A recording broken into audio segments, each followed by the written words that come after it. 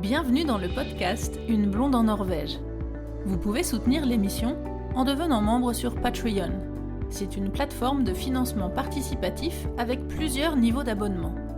Rendez-vous sur le site Une blonde en Norvège pour plus d'infos.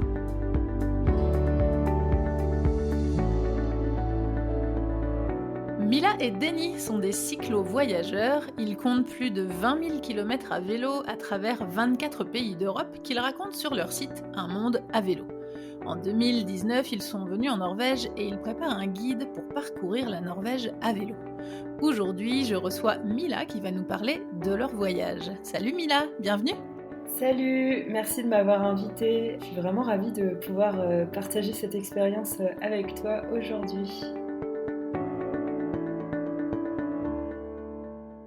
Est-ce que tu peux nous parler un petit peu de votre histoire, de votre parcours, parce que vous vous définissez comme des cyclo-voyageurs, mais c'est plus qu'une passion pour le vélo, en fait, c'est un mode de vie. Donc, depuis quand vous faites ça ? Alors, on a commencé en 2017 à voyager à vélo. On est parti faire un tour d'Europe. On est allé jusqu'en Roumanie, puis on est revenu en descendant par les Balkans. Et Ok. on s'est arrêté en Italie. Et ça a été notre premier voyage à vélo. Avant ça, on n'avait jamais fait de vélo. Ouais. Vous Donc saviez faire du voilà. vélo quand même. Non, mais même pas. Enfin, oui. En réalité, pas vraiment. C'est plutôt un. En fait, on a choisi ce mode de transport plutôt par conviction écologique que par passion du vélo. D'accord. On a vraiment découvert ce domaine en partant en voyage pour notre premier voyage à vélo. Mais sinon, on n'avait pas du tout fait de voyage avant ça, on n'avait jamais vraiment fait de vélo. C'était pas du tout un sport qu'on pratiquait. Et bon, évidemment, on avait un vélo chacun pour la vie quotidienne de temps en temps, qui traînait plutôt dans le garage qu'autre chose, Ouais. mais sans être vraiment passionné. C'est vraiment une démarche plutôt écologique, d'aller vers du slow tourisme, aller lentement. D'accord. Donc Et on du a coup, cette idée d'utiliser le vélo, ça vous est venu en lisant l'histoire de quelqu'un, en voyant un documentaire? Est-ce qu'il y a eu un déclencheur de ça? Tout à fait. En réalité, on voulait surtout faire un tour du monde à la base, donc on voulait voyager, mais on voulait pas consommer la planète. Et en fait, avant ça, dans mon ancienne carrière professionnelle, je tenais une plateforme de financement participatif. Et j'ai eu énormément de voyageurs à vélo qui sont venus organiser des collectes de fonds chez moi. Et en fait, c'est en les découvrant, les suivant au fur et à mesure que le vélo est venu assez naturellement dans la discussion quand on s'est décidé à partir pour nos grands voyages. Tu parlais de ton ancien travail. Vous voyagez en permanence ou est-ce que vous alternez avec un travail? Comment vous faites pour financer ces voyages du coup? Alors, on en a fait notre mode de vie. Donc aujourd'hui, on voyage à peu près 5 à 6 mois par an. Et l'hiver, on s'installe chez nous en Italie. Donc on vit en Italie. Denis est italien, j'ai oublié de le dire tout à l'heure. Ouais. Et en fait, on travaille en freelance à côté et on vit de notre blog en grande partie grâce à la vente de photos. Donc on a pas mal de... Comme le cyclotourisme est énormément en train de se développer, on a reçu pas mal de commandes ces derniers temps. Et donc ça nous permet de vivre à deux. Voilà, Après, on a un mode de vie qui est quand même assez économe. On fait très attention à nos dépenses. On n'a pas besoin de grand-chose pour vivre. Donc voilà, le voyage à vélo est également un excellent moyen justement de découvrir la Norvège pour un peu moins cher parce que c'est À quand même moindre coût? Ouais. voilà, parce que c'est un pays quand même qui est assez cher. Et Qui est donc cher, ouais. voilà, le voyage à vélo en soi, il suffit d'avoir de la nourriture la plupart du temps et de temps en temps d'aller dans un hébergement, mais généralement on n'a pas énormément de dépenses. Donc ça permet de vivre longtemps. On peut vivre très longtemps sur un vélo avec très peu. Alors on y reviendra un peu plus en détail après, mais dans les grandes lignes, quel a été votre parcours? Vous avez fait combien de kilomètres et en combien de temps en Norvège? Alors, on a commencé à Trondheim. Donc on a pris un vol direct depuis Nice avec nos vélos qu'on a installés à l'aéroport, qu'on a remonté à l'aéroport, pardon. Ouais. Et puis on est allé jusqu'à Lillehammer et Oslo pour finir à la frontière de la Suède, puisqu'on a continué. En fait, c'est un pèlerinage et donc on a continué jusqu'en Espagne. Ensuite, au niveau des kilomètres, on en a fait à peu près 900, un peu plus, je crois, en 3 semaines et demie. Vous avez commencé à Trondheim et après c'était quoi dans les grandes lignes les autres villes? Quel parcours à peu près vous avez fait? Alors, il y avait donc Trondheim, Oppdal, Lillehammer, Oslo et donc Fredrikstad, quelque chose comme ça. Ouais, c'est ça. Voilà, et après, donc on est allé jusqu'à Göteborg en Suède. OK. C'était votre première fois en Norvège ou vous étiez déjà venu avant? Et non, c'était la toute première fois.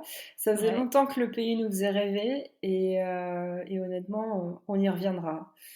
Et on est arrivé en juin, donc c'était une période assez idéale pour voyager en Norvège. Finalement, nous avait assez déconseillé et puis ça s'est très bien passé. Pourquoi on vous avez déconseillé?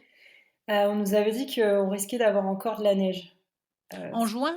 oui, bah, ce qui a été un peu le cas puisqu'on est Ça monté en dépend où, altitude et mais ouais, oui, on a eu un peu de neige un soir, une nuit qui est tombée un peu au-dessus de nos têtes, mais ça d'accord. s'est bien passé. Sinon, les températures étaient assez convenables.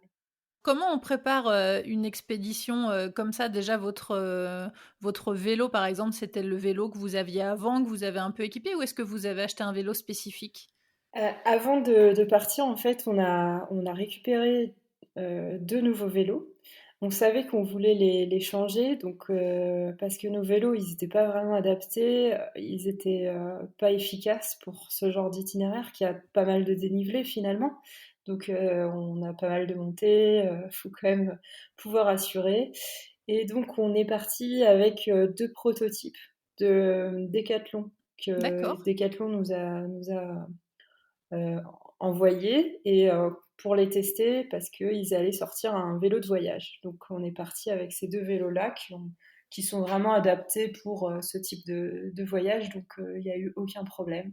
D'accord, c'était quel type de vélo si jamais il y a des auditeurs qui veulent se renseigner sur cette marque-là en particulier?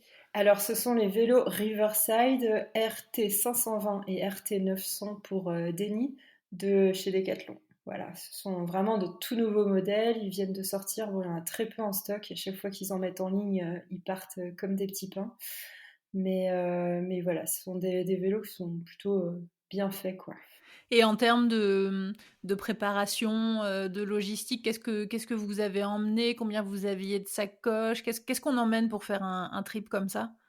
Alors pour moi, surtout pour la Norvège, je trouve que c'est extrêmement important d'être autonome et de pouvoir planter sa tente quand on veut. D'autant plus qu'il y a le droit à la nature Tout à en, fait. en Norvège, donc il faut en profiter hein, parce que vraiment ça c'est rare.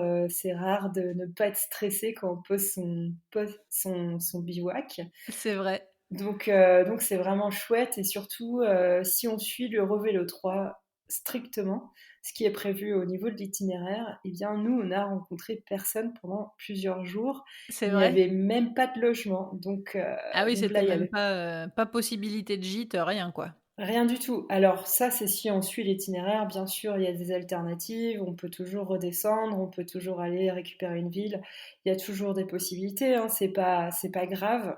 Mais nous, on a trouvé que c'était les meilleurs moments, on a adoré ça. Donc pour moi, il faut avoir au moins le minimum pour bivouaquer, se faire à manger, avoir de l'eau sur soi, donc avoir plusieurs gourdes sur son vélo. Au niveau du nombre de sacoches, alors moi j'en avais 3, Denis en avait 5. Ouais, Parce que comme on n'avait pas les mêmes vélos et que c'était des prototypes, en fait, moi, le mien, il n'avait pas de porte-bagages à l'avant.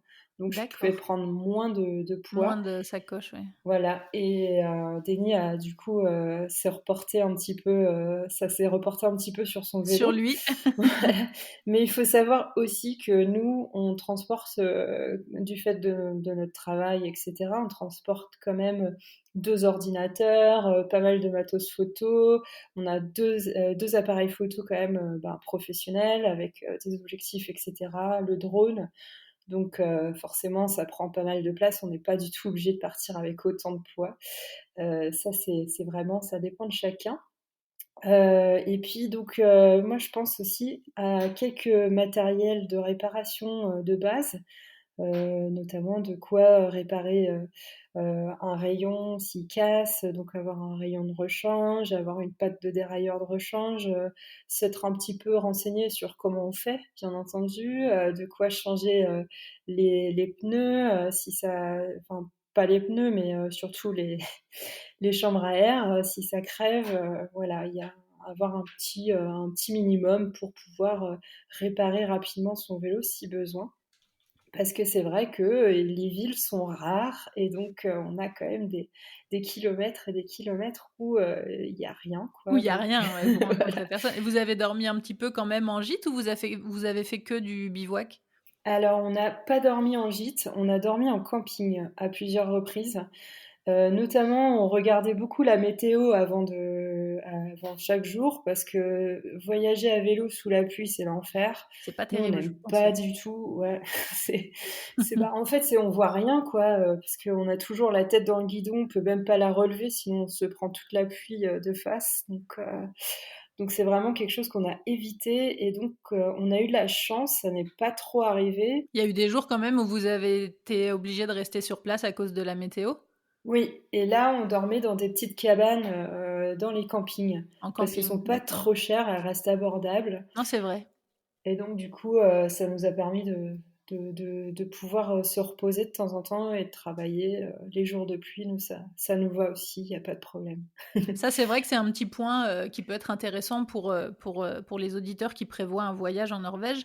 C'est vrai que les campings en Norvège sont quand même assez chers, je trouve.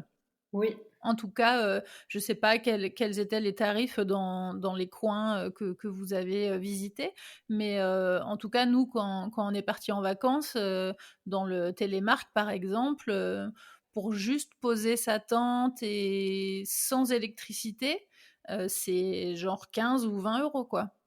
oui, tout à fait. C'était un tout petit peu moins cher, je pense, sur la région qu'on a traversée.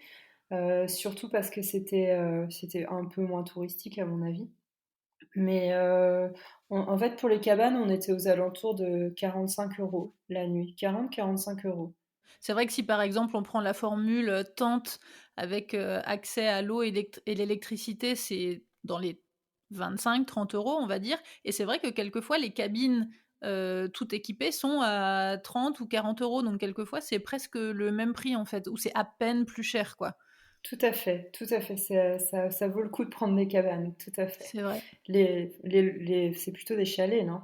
Oui, c'est ça, c'est des oui, parce que c'est des, il y a pas il y a pas l'eau enfin, souvent, il y a pas l'eau courante, en fait, à l'intérieur. Il faut quand même se servir des sanitaires et de la cuisine, en commun, dans le camping, mais simplement, on a un un petit chalet, un lieu fermé avec, tout ce qu'il faut, en drap et cetera pour dormir effectivement, au chaud et pour cuisiner un petit peu, quoi.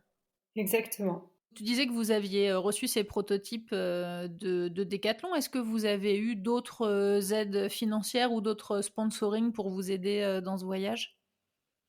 Simplement, alors nous, on n'est pas très bon pour chercher les sponsors, donc on s'y prend toujours à la dernière minute.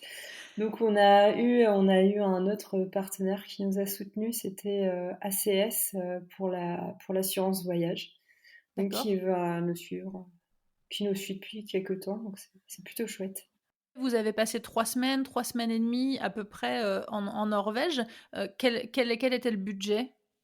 Alors notre budget, c'était 1 053 euros. On a été assez précis Ok.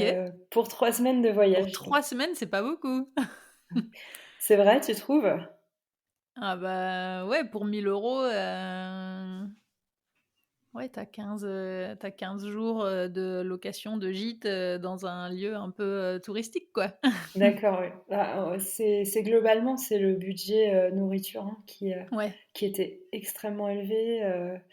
On a quasiment rien fait, on n'a pas fait de visite, on n'a pas payé de musée ou autre. Donc ouais, pour nous, c'est beaucoup. C'est C'est-à-dire vrai? que, ouais, ouais, ouais. C'est un budget beaucoup plus élevé qu'à notre habitude.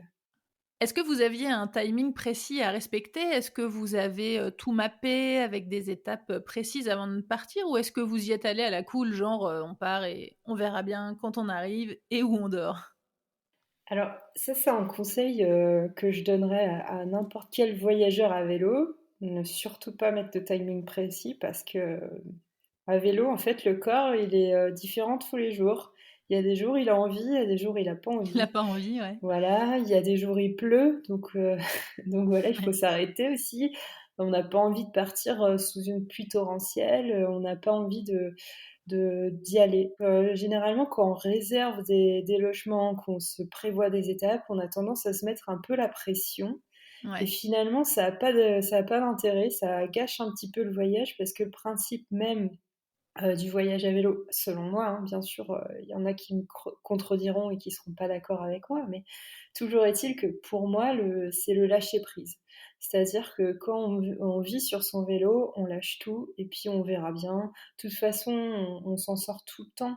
Il y a aucun problème. Il y a toujours un endroit où on peut poser la tente. Il y a toujours un endroit, un Oui, puis il y a pas camping. il y a personne qui vous attend à l'arrivée à une date précise, C'est ça, et puis s'il y a un vol retour, par exemple, ben, le mieux c'est de se prévoir large, parce que de toute façon, il y a ce qu'il y a écrit sur le papier, il y a la réalité, et dans la réalité, on fait toujours plus de kilomètres, on ne se rend pas forcément compte du dénivelé qu'il y a sur le terrain. Parfois, effectivement, il y a 3 jours de pluie d'affilée. Voilà, il y a pas mal de choses qui vont faire que ça va modifier le voyage. Donc, dans ces cas-là, le mieux, c'est de prévoir vraiment large. Et de toute façon, en général, on peut toujours faire plus. C'est rare qu'on puisse faire moins. ouais. Donc voilà, c'est mieux de se prendre un peu de temps et puis quitte à profiter un peu plus de la ville d'arrivée ou des visites après, quoi.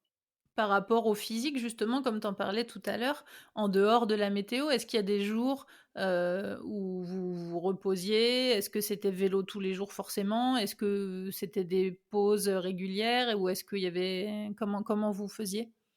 Alors nous, on a l'habitude maintenant, on se connaît bien, on sait quand on va être fatigué. Ouais. Donc en général, on pédale 3 jours d'affilée, 3, 4 jours parfois, selon la motivation, selon ce qu'il y a aussi, parce que parfois il n'y a rien. Donc voilà, et le troisième, ou le quatrième ou le cinquième jour, on se repose. D'accord. Donc il y a effectivement des temps de repos dans ces 3 semaines. Il y en a plusieurs. C'est un rythme assez lent, hein, en fait, de faire 3 semaines et demie de vélo pour 900 kilomètres. C'est très tranquille, hein. Et du coup, en moyenne, vous faisiez combien de kilomètres par jour? Ça dépend des dénivelés, je suppose, évidemment, mais à peu près? Alors, j'ai pas la moyenne en tête. Je sais que certaines étapes, on est allé jusqu'à 80 kilomètres et certaines autres, on a fait plutôt 38, 30. Et Ouais. honnêtement, on était bien plus fatigués à la fin des 30 qu'à la fin des 80. Et ouais, je me doute, ça veut dire zone de montagne ou Exactement, il y a une petite zone quand même qui est un peu chaude, qui nous a D'accord. vraiment posé problème, enfin posé problème non, parce que c'était génial, mais qui nous a demandé vraiment plus de ressources physiques que la normale. Et en fait, c'était sur du gravel, donc et ça grimpait bien, donc on glissait un peu dans les montées. Moi, mon vélo, il y avait une petite différence de transmission sur nos deux vélos, c'est-à-dire de développement.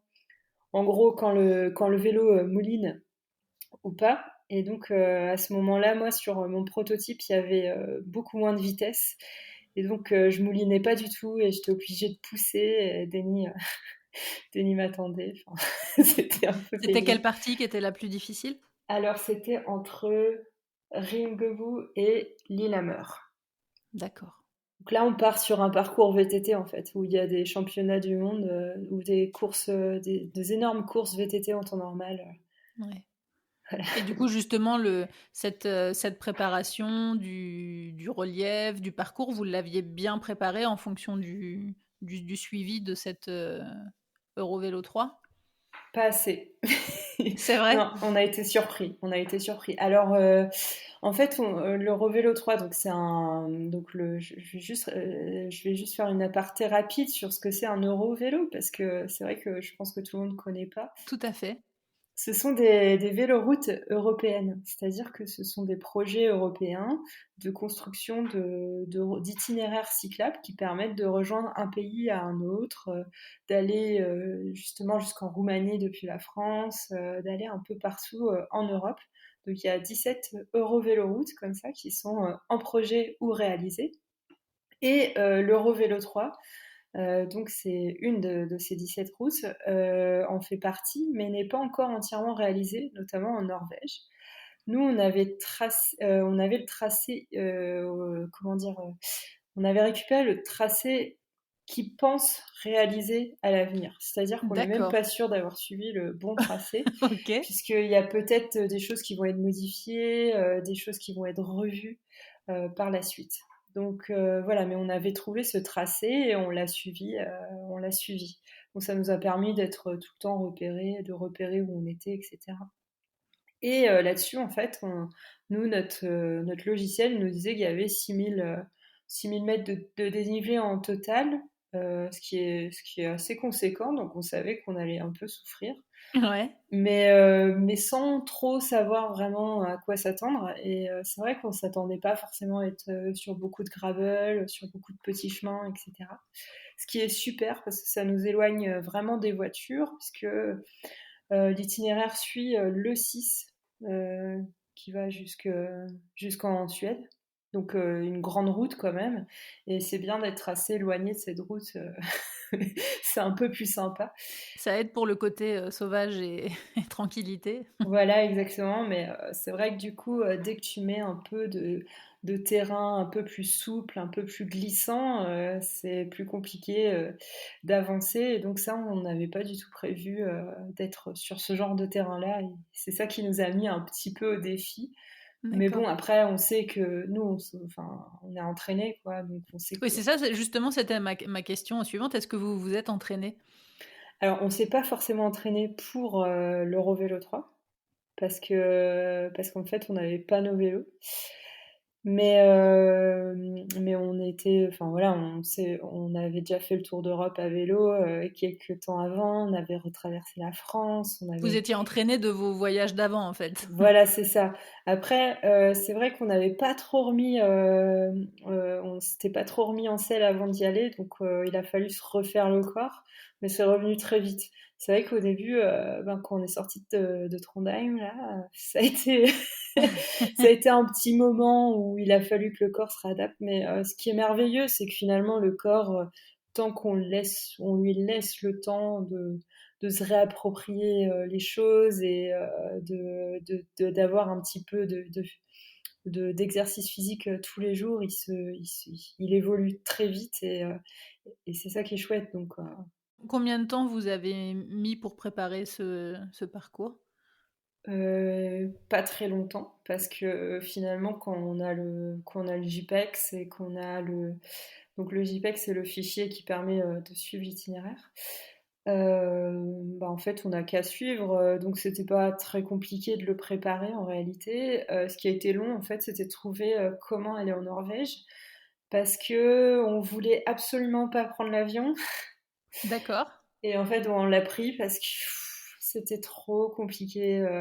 On a calculé le nombre de fois où on devait démonter le vélo dans le train, combien de trains on devait prendre, Ouais. etc. C'était impossible quasiment. C'était avec un vélo en prime, ça se fait pas très bien. Surtout que nous, on vit en Italie, donc c'est quand même pas tout proche. Et donc voilà, ça a été ça la grosse préparation. Et puis voilà, ça a pas mis beaucoup de temps en soi à préparer le projet, puisqu'on était déjà. En fait, ce qui est long dans la préparation de projet, c'est d'avoir tout son équipement, de bien préparer son équipement, etc. Donc ça met assez de temps. Nous, on a mis, je pense, 6 mois à préparer notre premier voyage. Mais comme on était déjà équipés sur cette fois-là, maintenant, il n'y a plus de temps de préparation, quoi. Ça coûte cher d'emmener son vélo en avion? Je crois que ça nous a coûté 100 € par vélo ou 50 €, quelque chose comme ça. C'était pas D'accord. si cher. C'est pas excessif, ouais, tu m'aurais dit le double, ça m'aurait pas surprise. Ouais, ça peut arriver, mais souvent c'est plutôt aux alentours de 100 € dans les avions. Tu parlais donc de la préparation, justement, en termes de vêtements pour pouvoir s'adapter au climat, justement, norvégien, etc. Qu'est-ce que vous avez emmené? Alors, on a amené une bonne doudoune qui se replie, qui se met dans un petit sac là, qui se Ouais. replie. Donc ça, c'est hyper pratique, c'est très léger, c'est efficace. On avait une tenue de pluie chacun, une veste coupe-vent. Ça, c'est assez important en Norvège parce que souvent, il fait pas froid, mais il fait pas chaud, et donc du coup, le coupe-vent, il change tout. C'est vrai, c'est l'outil indispensable partout, même en ville, à la montagne, à la campagne, au bord de la mer, partout. C'est ça, exactement. C'est vrai que parfois on a trop chaud avec un peu plus, mais le coupe-vent va tout changer. On avait des tenues basiques, on va dire, un short, pantalon, t-shirt, un peu technique, souvent en laine mérinos, ça marche bien. Ouais. Et puis du Gore-Tex aussi. Pour ceux qui nous écoutent et qui prévoient un voyage en Norvège et qui se demandent justement comment s'habiller, comment s'équiper, j'en parle un petit peu dans l'article que j'ai publié sur comment préparer son voyage en Norvège. Et c'est vrai que quel que soit l'endroit où vous allez, c'est ce que je recommande, comme tu as dit. Donc, une tenue de pluie avec un petit coupe-vent ou une doudoune, parce que même l'été, s'il fait 20 degrés, si on part en bateau dans les fjords et que d'un coup ça se couvre et qu'il y a du vent, et ben là, on va apprécier de mettre son petit coupe-vent.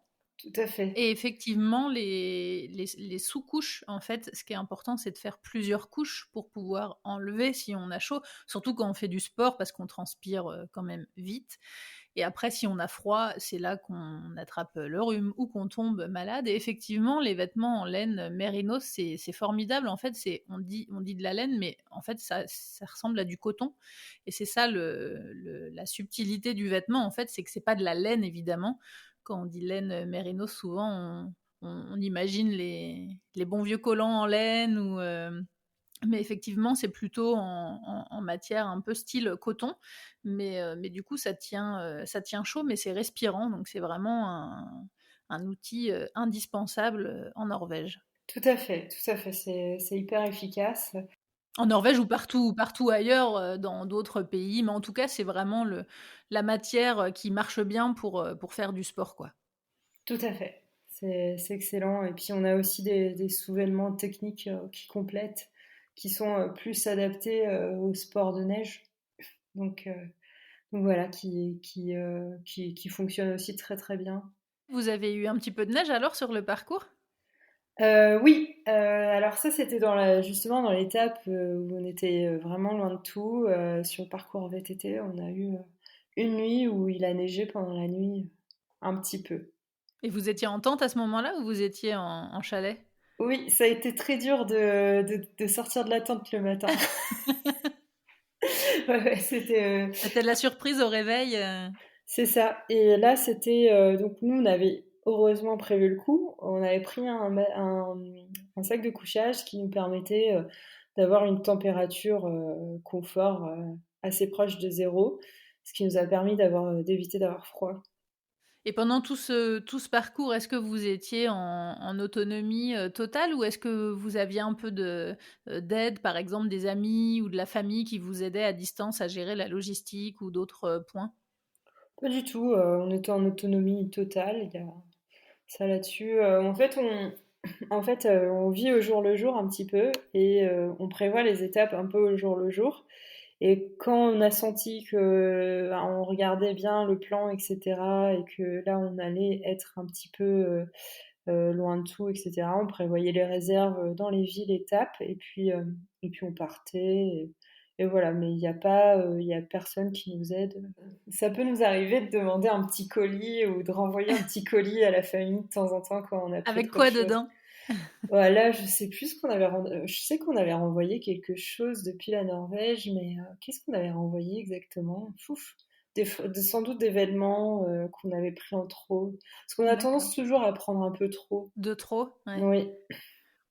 Donc pour gagner 2-3 kilos. Je crois qu'on avait... Ah oui, je sais ce qu'on avait ramené aussi. On avait pris des guides.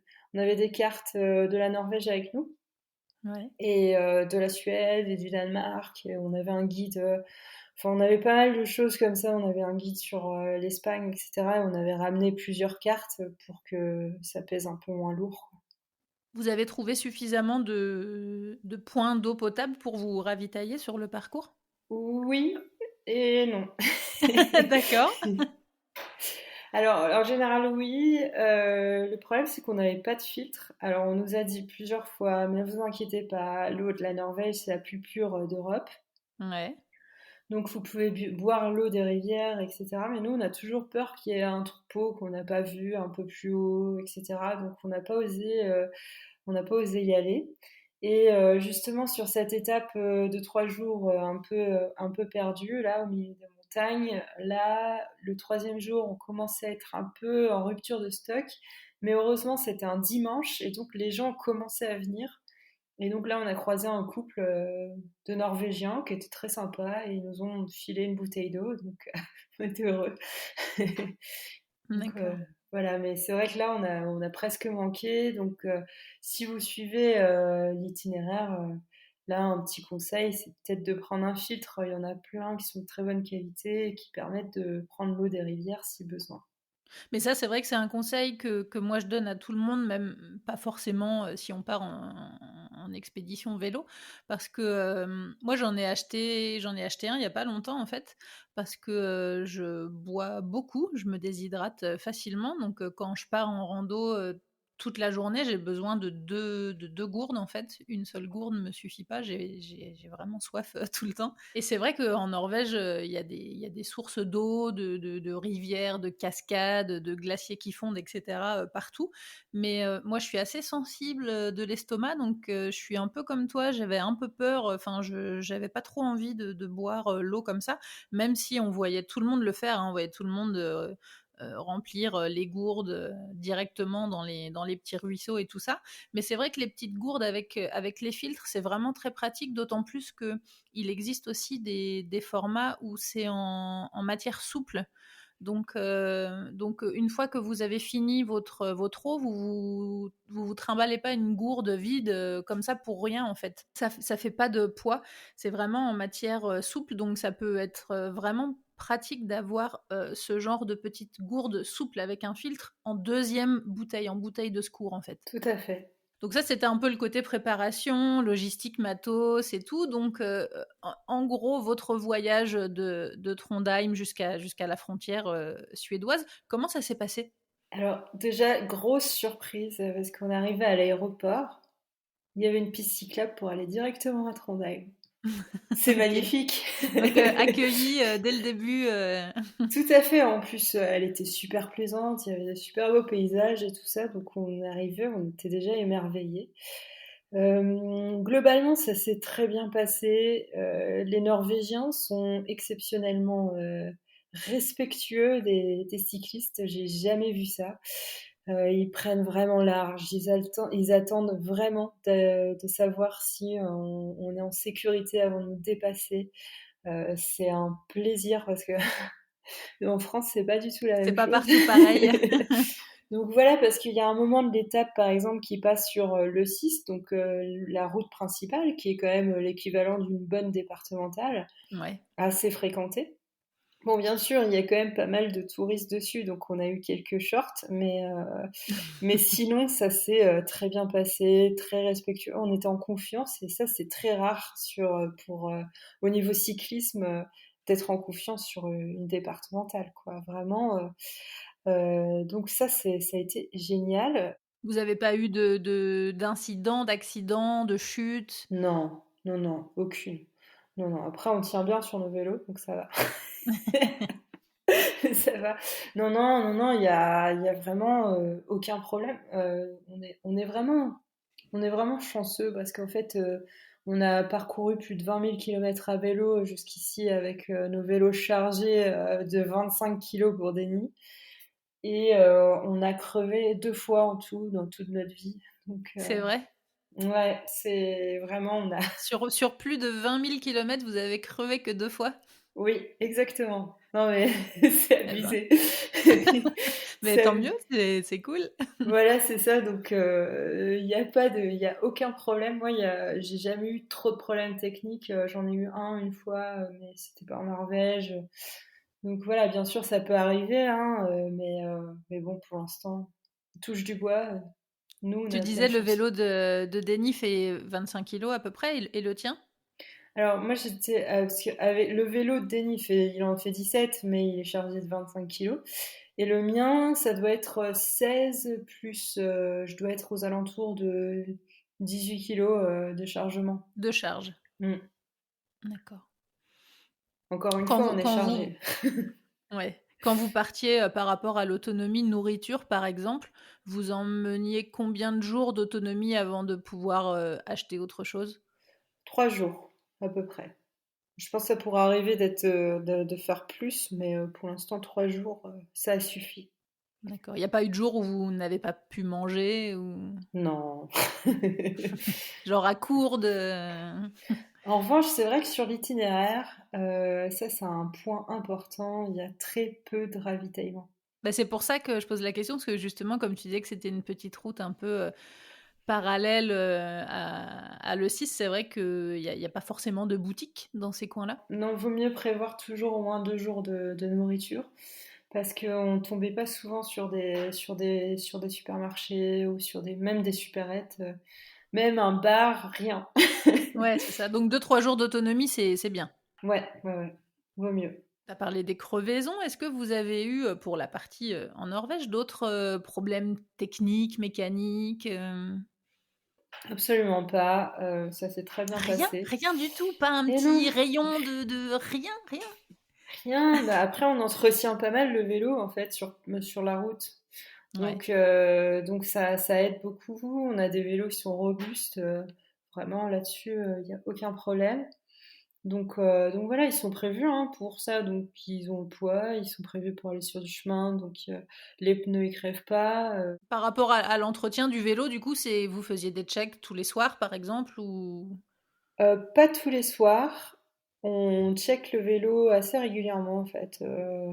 Toutes les semaines à peu près. Voir si tout va bien, si les rayons ils sont toujours tendus, si les vis elles sont toujours vissées, si Vous n'avez pas eu besoin d'acheter du matériel pour réparer des choses ou... non, non, non. Après, on est parti avec, donc il y avait déjà des choses dans nos sacoches.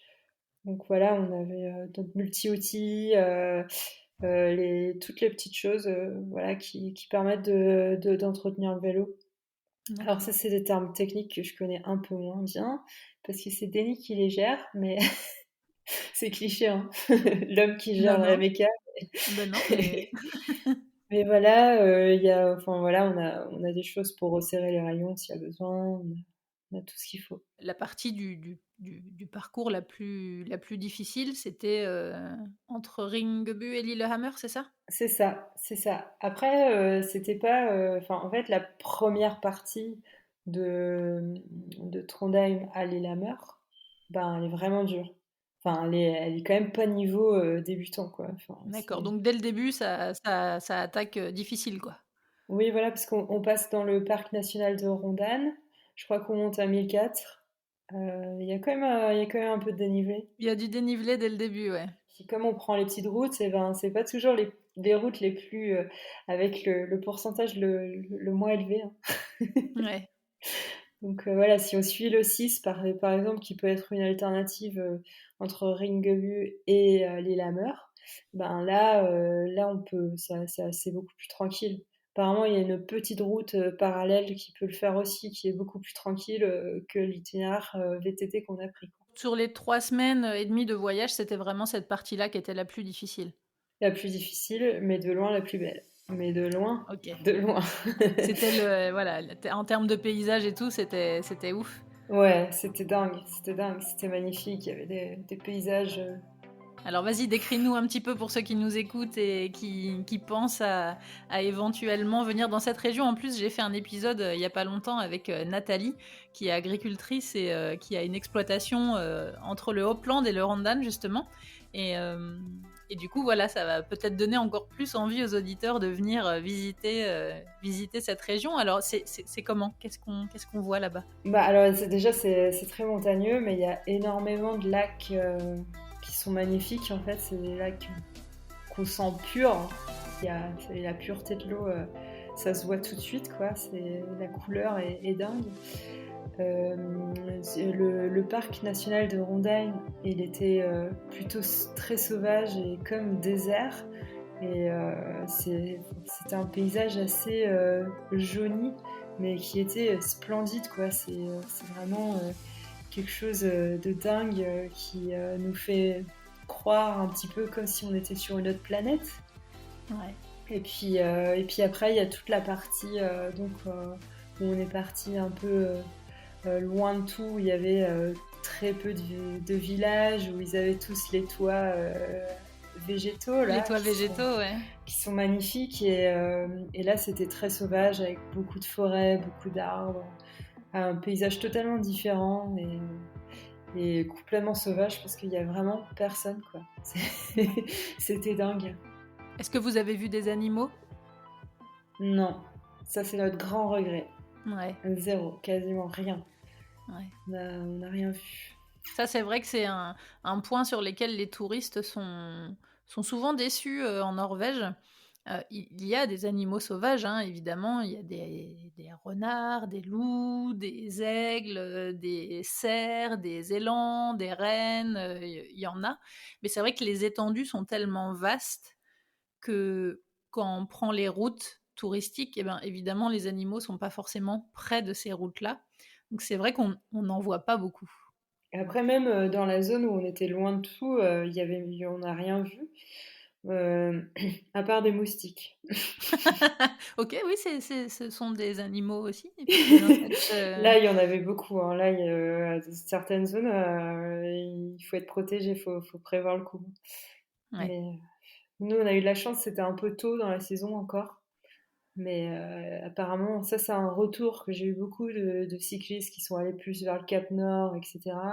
Ouais. Sur la côte, ils ont beaucoup souffert des moustiques. Ouais. Après, c'est vrai que je voulais quand même mettre juste un petit bémol là-dessus parce que j'ai eu plusieurs fois des touristes, quand je suis guide l'été, qui avaient carrément pensé à annuler ou à changer leur voyage parce qu'ils avaient peur en fait de venir en Norvège à cause de ça, parce que il y a certaines agences de voyage qui mettent tellement en garde contre les moustiques en Norvège que c'est devenu un peu un mythe, un truc, une légende, genre en Norvège, les moustiques, c'est dingue.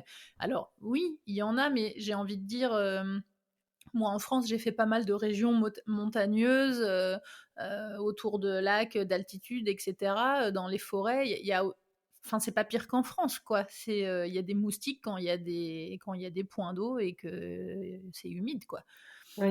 Et après, enfin, c'est clair, ça doit arriver en France, mais nous, on a eu une nuée de moustiques à un moment. Après, ça n'a pas duré longtemps, mais Ouais, comme c'était très beau et qu'on pouvait pas avancer, ça a ouais, été long. Ça a été notre petit quart d'heure d'enfer, et puis on a ouais, fui, et après, ça allait mieux, quoi. ouais. Donc c'est vrai qu'il y en a pas eu, il y en a quasiment pas eu, sinon.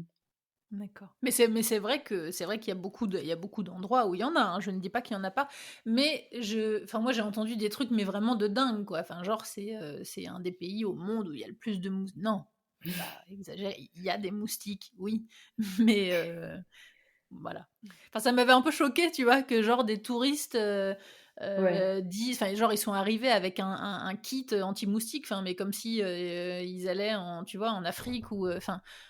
Attendez les gars, enfin, C'est un peu c'est excessif, quoi. ouais, c'est un peu excessif, hein, puis vraiment les gens à chaque fois sont: «Oh, ben non, ça va, il y en a un petit peu, mais ça va», parce que ils sont tellement mis en garde contre ça que enfin, j'ai toujours trouvé ça très abusé, en fait, mais bon. En tout cas, c'est vrai qu'en Norvège, dans certaines zones de forêt, c'est vrai qu'il y a comme tu dis, des nuées là où on est obligé de passer à travers et tout. Et c'est vrai qu'on voit beaucoup de gens qui utilisent des espèces comme des chapeaux avec une moustiquaire de visage en fait. Oui, autour du. Alors c'est ridicule, hein. Évidemment, on n'est pas très, on a un look pas très sympa, mais si c'est des zones dans lesquelles on doit passer, effectivement, ça peut un peu sauver le coup, quoi. tout à fait, tout à fait. L'année dernière, j'ai fait des randonnées pour, en tant que fixeuse avec des prods télé dans des zones où effectivement il y en avait pas mal dans le parc du Hardangervidda.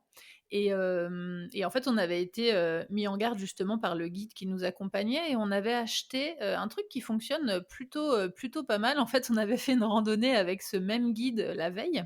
Donc on était 4 Français et puis lui. Et nous, effectivement, on était un petit peu attaqués par les moustiques, et lui, mais pas du tout. D'accord. On disait, mais c'est quoi ton truc en fait? Comment tu fais? Parce que nous, on filmait du coup, donc on était là, on faisait bouger la caméra et tout, c'était assez compliqué. Et en fait, il avait un foulard, un bandana, mais qui est traité contre les moustiques en fait, qui a pas tellement d'odeur en soi, ça sent pas beaucoup. Mais du coup, il s'était mis son petit bandana autour du cou, donc il avait un petit look à la Renault, tu sais. Et du coup, il était hyper protégé contre les moustiques, ça a marché hyper bien. Donc du coup, le lendemain, on est allé à la boutique de sport et on a tous acheté ça. Et c'est vrai que ça marche très bien. Ah super, c'est un bon Ouais. conseil ça. Donc ça, on peut le mettre au poignet ou sur la tête en mode petit foulard autour du cou et ça marche vraiment bien. Ça tient, en plus ça tient, je sais plus, ça tient beaucoup, ça tient 40 lavages, un truc comme ça. Donc, et puis ça coûte pas très très cher, donc c'est un bon conseil aussi. Ça se trouve dans les magasins de sport. Les magasins de sport, ils sont très bien fournis en Norvège, d'ailleurs. C'est vrai. Vous avez rencontré des Norvégiens qui vous ont donné de l'eau. Est-ce que vous avez eu d'autres rencontres avec les locaux? Comment ça s'est passé?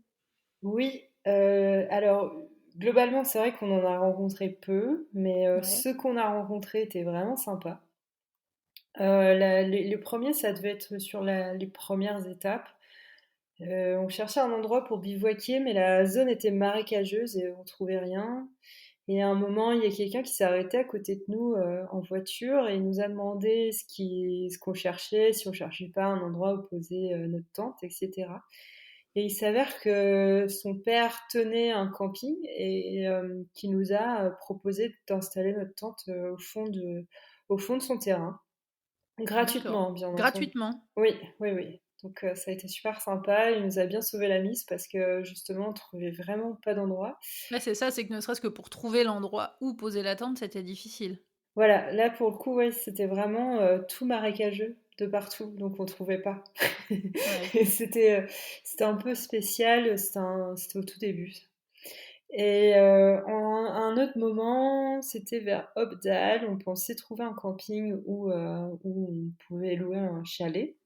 Le problème, c'est que dans cette ville, c'était vraiment très cher parce qu'il y a les stations de ski et que c'est un peu plus touristique. Ouais, Et donc là, c'était vraiment hors budget pour nous. Et parce que ben, quand on part pour un voyage de 5 mois, en fait, on regarde vraiment beaucoup le budget quotidien. je me doute. Pour ce cas-là, en fait, on a trouvé une famille qui était en train de boire l'apéro et on est allé leur demander s'ils n'avaient pas un endroit où ils connaissaient, enfin, qu'ils connaissaient pour planter la tente. Et puis, bah, en fait, ils nous ont invités à venir chez eux et à dormir dans la chambre d'amis. Super. Donc voilà, enfin, alors moi, on m'avait dit que les Norvégiens étaient très froids. Ben, toutes les rencontres qu'on a faites étaient super. Les gens étaient super sympas. Donc Ah, bah ça fait plaisir à entendre ça, tu vois, tu m'aides à lutter contre ce cliché. tout à fait. Je pense que c'est un cliché qui a vraiment peut-être qu'au début il n'y a pas forcément l'accueil. Enfin voilà, enfin c'est pas un problème de politesse, mais c'est juste ben voilà, il n'y a pas la culture du bonjour forcément, peut-être. C'est vrai, c'est vrai. Mais derrière c'est super sympa, ça se passe bien. Les gens dès qu'on a besoin d'aide ils sont là, donc c'est très chouette. Exactement. Tu as très bien résumé le comportement norvégien. D'ailleurs, je ferai un épisode à ce propos parce qu'on me pose beaucoup de questions là-dessus. Il faut juste que je trouve avec qui je vais en discuter pour avoir des points de vue différents. Mais en tout cas, tu as très bien résumé la situation, c'est-à-dire qu'il y a pas trop cette culture du bonjour, effectivement. Alors, je veux pas dire que les Norvégiens ne disent pas bonjour, mais il y a un peu ce côté où, même quand on croise des gens qu'on connaît, hein, nous, en tant que résidents ici, bah, quelquefois, s'ils ont pas envie de dire bonjour, bah, ils vont pas le faire, en fait. Donc il y a pas du tout ce côté, hypocrite genre, «Ah salut, ça va?» et puis hop, genre obligé de discuter. Ils vont vous regarder, limite juste un petit signe de tête ou rien. Mais du coup, bah, on comprend que, bah, aujourd'hui, elle a pas envie de parler, donc bah, on va pas aller lui parler. Donc voilà. Après, souvent quand on raconte ça, les gens se disent: «Oh là là, bah oui, mais du coup, les gens ils sourient jamais, ils disent pas bonjour et tout». Alors que si, quand on va se promener, qu'on croise des gens, quand on marche, tout le monde dit bonjour, tout le monde sourit, enfin, peut-être pas tout le monde, mais beaucoup. Hem donc c'est pas, je veux pas dire que les Norvégiens ne disent pas bonjour, mais en tout cas effectivement il y a moins cette culture du bonjour, qu'en France et puis ce petit côté, effectivement ce qu'on dit plutôt souvent c'est qu'ils seraient plutôt timides, enfin timides dans le sens où, un petit peu cette, appréhension d'aller vers les inconnus. Mais une fois que la discussion est engagée, et cetera, il y a tout de suite, je trouve, ce côté accueil comme vous avez eu, ou mais non, mais venez, venez chez nous, et cetera. Enfin, en tout cas, moi, je le ressens comme ça. Tout à fait. C'est ce qu'on a vécu aussi. Vous avez eu d'autres rencontres ou c'était les principales dont tu te... Alors, c'était les principales. Après, on a un peu tracé parce qu'en fait, je trouve quand même que l'itinéraire était un petit peu moins intéressant une fois qu'on était un peu plus au sud. On suivait beaucoup le 6, on était très près. Et à ce moment-là, on a surtout bivouaqué. Donc, quand on bivouac, on rencontre personne. Par rapport à la beauté des paysages, au plaisir de rouler, est-ce qu'il y a eu des longueurs ou des endroits où c'était moins joli, quoi? Ben oui, surtout au niveau de quand on arrivait au sud du lac, je me rappelle plus de son nom, le lac qui est à côté Mieux de... ça? Oui, voilà, celui-là. Ouais. Une fois qu'on est arrivé au sud de ce lac et qu'on a suivi la route, ça c'est devenu un petit peu long parce que D'accord. bah, il y avait toujours le bruit de la route et puis après on arrivait dans la zone urbaine de Oslo et là ça a été long. Là, c'est la catastrophe. C'est vrai que là, autant la ville, le centre-ville est extrêmement, enfin, très bien fait pour les cyclistes. On peut même mettre le vélo dans les transports en commun sans aucun Ouais, c'est problème. vrai. Tout est prévu, c'est génial, ça se passe très bien. Mais l'entrée dans la ville, on était tout le temps sur des pistes cyclables, donc il n'y a aucun problème en soi. Mais c'était de la zone urbaine vraiment commerciale. C'est long, c'est long.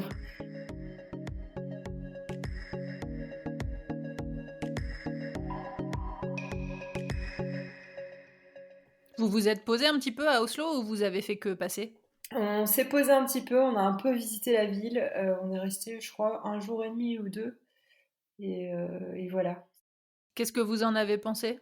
C'est joli.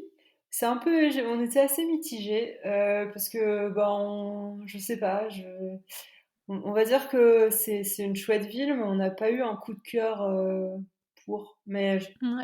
C'est très subjectif, ça dépend tellement de notre ambiance, de comment on est, de notre état d'esprit. C'est vraiment très subjectif, mais sur le coup, on n'a pas eu un super coup de cœur, même si on trouve qu'il y a une super qualité de vie, que les gens ils sont détendus, qu'il y a beaucoup de monde dehors, que ça a l'air chouette, quoi. Je pense que y vivre, ça a l'air cool. Mais en fait, Et c'est exactement ça, encore une fois, tu décris très très bien le truc. C'est que moi, j'explique souvent aux gens qui me demandent des conseils pour venir visiter la Norvège, c'est que déjà, de un, Oslo, c'est pas la Norvège, comme toutes les capitales, hein, évidemment. Paris ne reflète pas la France, donc Oslo ne reflète pas la Norvège. Même si c'est une capitale qui est, comme tu l'as dit, très agréable, parce que, bon, déjà, il n'y a pas beaucoup d'habitants, donc il y a une densité de population quand même très faible, parce que c'est une ville qui est très étendue, donc du coup, il y a une ambiance assez cool, si on compare à Paris, hein, par exemple, pour une capitale, oui, mais avec beaucoup d'espaces verts, etc., où les gens sont plutôt cool, c'est vrai. Donc il y a vraiment ce côté, on se sent pas dans une capitale en fait. On a un peu l'impression d'être, moi je compare toujours, on dit genre à Nantes, tu vois.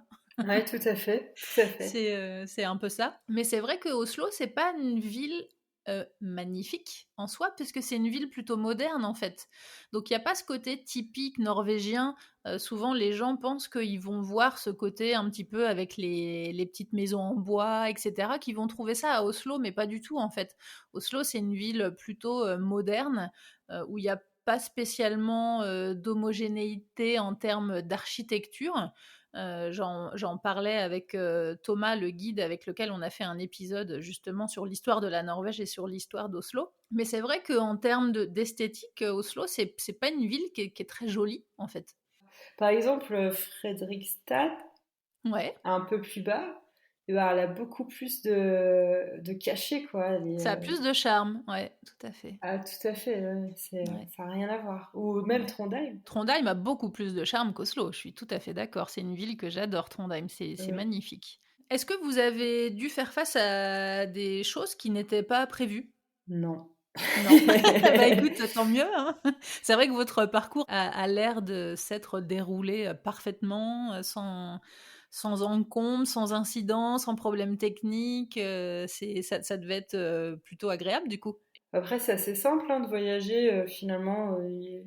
Même les situations imprévues, on a même l'impression qu'elles sont prévues. Donc voilà, c'est... Non, l'imprévu, c'est pas...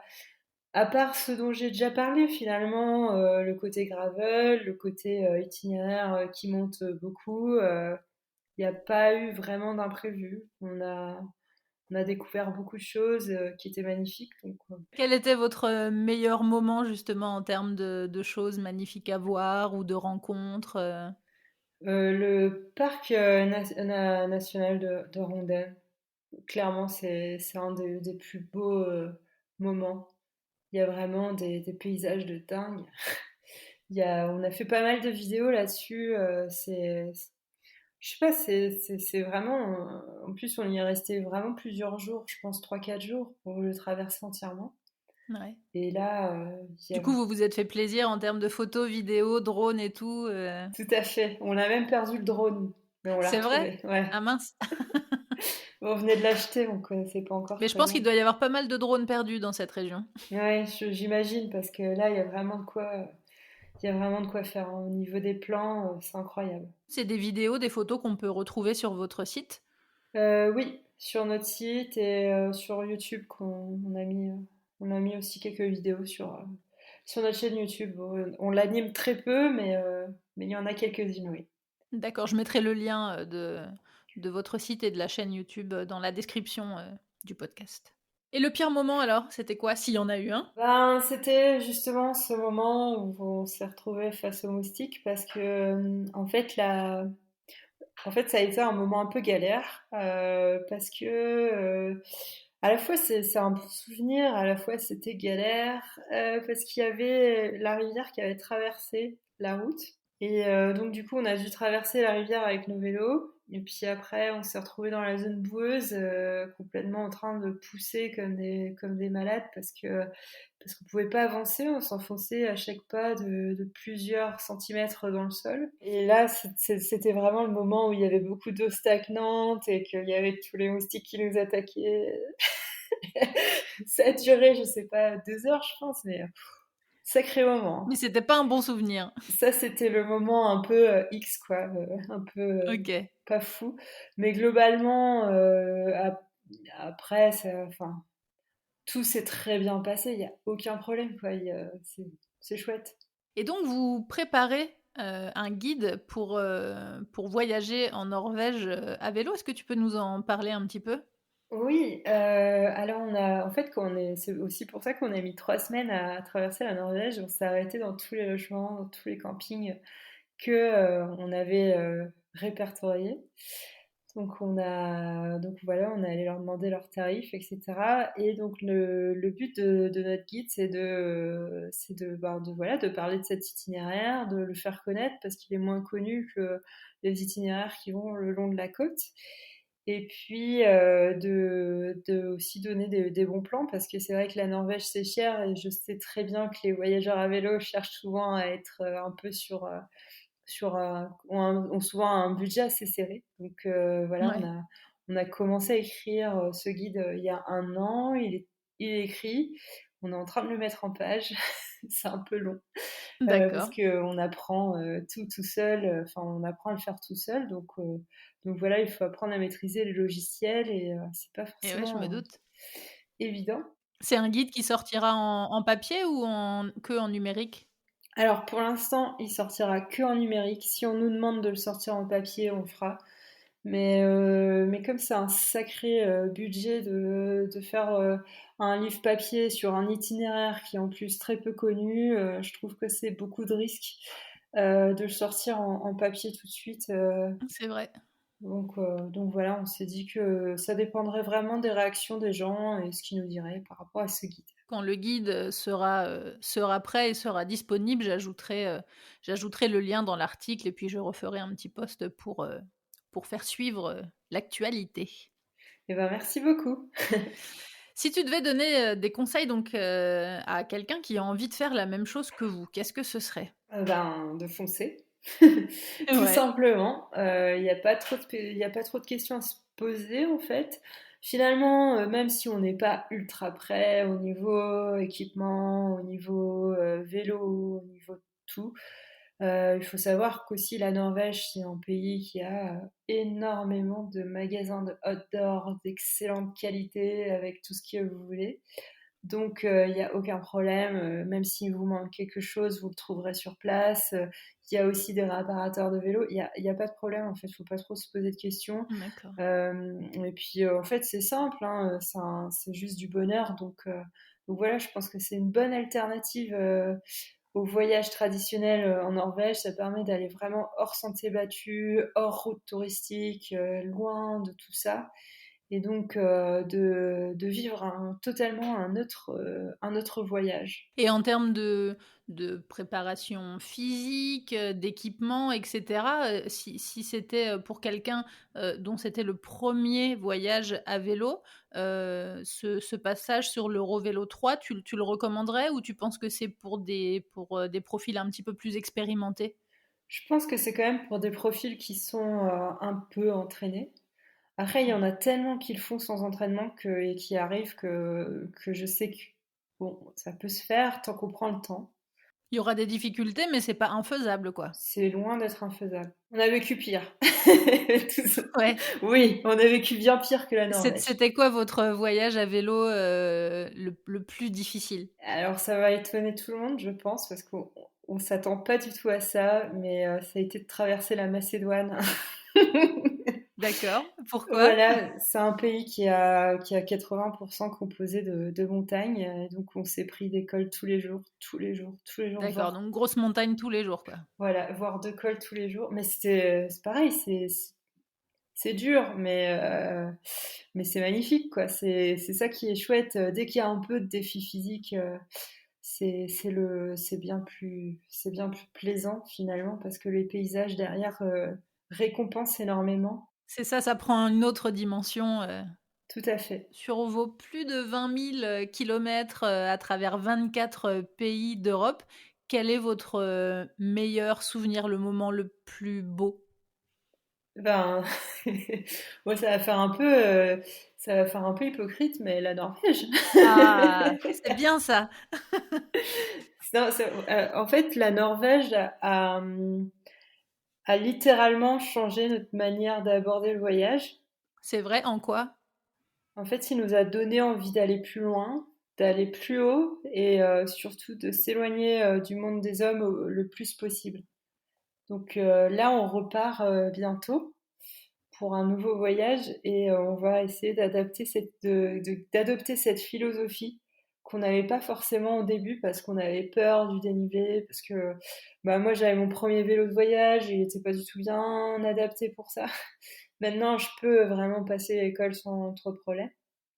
Et depuis, en fait, on a vraiment envie de ça, quoi, de s'éloigner, d'être totalement dans des milieux sauvages où il y a très peu la présence de l'homme. Et c'est vraiment ça, ça nous a beaucoup. Enfin, voilà, ça a été une expérience qui nous a donné envie de changer notre manière de voir enfin, d'aller plus loin, quoi, sur des itinéraires ou sur des parcours qu'on n'avait pas forcément prévu de faire un jour, quoi. Alors la Norvège vous a changé un petit peu alors? Bah, tout à fait. C'est vrai que ça nous a sorti de notre zone de confort. Et donc, du coup, ça nous a permis de nous donner, de nous ouvrir des portes, en fait. On a un petit peu changé notre équipement, justement, au niveau de mon vélo, plus particulièrement, pour pouvoir aller plus loin, plus dans les pistes. Ça nous a complètement changé le voyage et ça nous a donné envie d'aller plus sur du hors-piste, enfin hors route. Et donc, du coup, là, on a changé un petit peu notre équipement pour que moi, je puisse un peu plus suivre Denis avec des pneus un peu plus efficaces sur du gravel. Et puis, de toute façon, mon vélo a changé entre-temps. Donc là, j'ai une meilleure transmission, donc je peux le suivre à peu près partout maintenant. Donc c'est l'avantage. Tu disais que vous prépariez un nouveau voyage, vous allez où? Bon, là, on part pour notre grande aventure, du coup. Et on va essayer d'aller vers la route de la soie et le Kirghizistan. Donc ça, Ok. c'est notre objectif. Bon, évidemment, c'est un peu compliqué cette année, donc on va voir jusqu'où on peut aller et quand la frontière sera fermée, on avisera. C'est un voyage que vous prévoyez de faire à peu près en combien de temps? En fait, on s'est prévu 1 an à peu près, donc c'est un voyage assez long. Alors en cette période de confinement, ça donne encore plus envie de s'évader, on a envie de partir en voyage avec vous. J'espère en tout cas que votre aventure en Norvège et tes conseils donneront envie aux auditeurs de venir visiter la Norvège à vélo ou pas d'ailleurs. Et je publierai donc un article quand votre guide sera prêt. Eh bien, merci à toi de m'avoir invité dans ce podcast. C'est vraiment un plaisir de repartager sur cette aventure à vélo. La Norvège, ça a été vraiment un souvenir magnifique. Donc j'espère que ça donnera envie à d'autres de se lancer dans l'aventure parce que c'est vraiment un super moyen de voyager et de découvrir un pays. Eh bien merci de nous avoir raconté votre beau voyage. Salut Mila! Salut! Retrouvez les épisodes sur toutes les applications de podcast et en format vidéo sur YouTube. N'hésitez pas à mettre des petites étoiles pour noter le podcast et à partager les épisodes. Merci à Louise et Pierre qui soutiennent le podcast sur Patreon. À bientôt!